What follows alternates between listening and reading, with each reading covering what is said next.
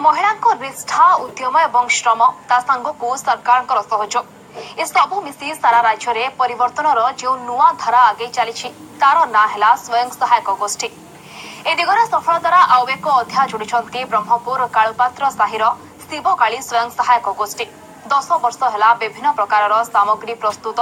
एवं बिक्री कर आत्मनिर्भरशील महिला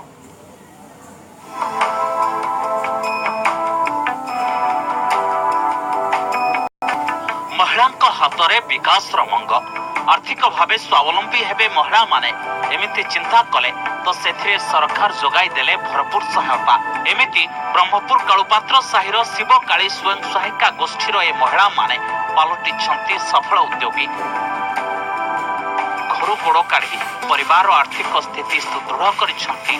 महिला प्रति समाज दृष्टिकोण परिवर्तन करिछंती आमे घरे बसी विरक्त लगुला 5 वर्ष है माँ तुले मिसिकी आम बड़ी पका आरंभ करछु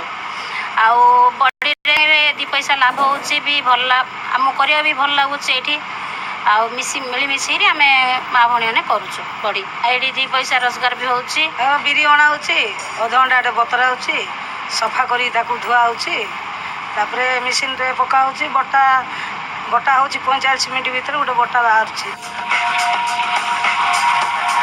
2018 मसीह गठन होता शिवकाली स्वयं सहायक गोष्ठी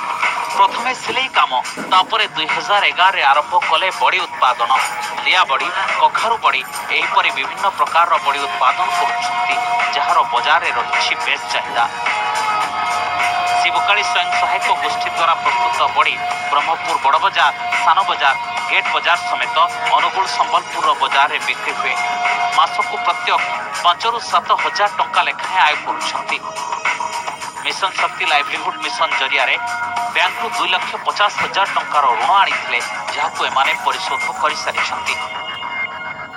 बड़ी आमर बड़ बजार जाऊँगी सान बजार जाऊँगी भी संबलपुर अनुगुल सब लाइन रे पठाऊँ ठीक रे एमती कला मास को 5-7 हजार लेखे जन जन पड़ुची आगे स्वामी की मागे पड़ूला एवं निज पैसा निजे खर्च करें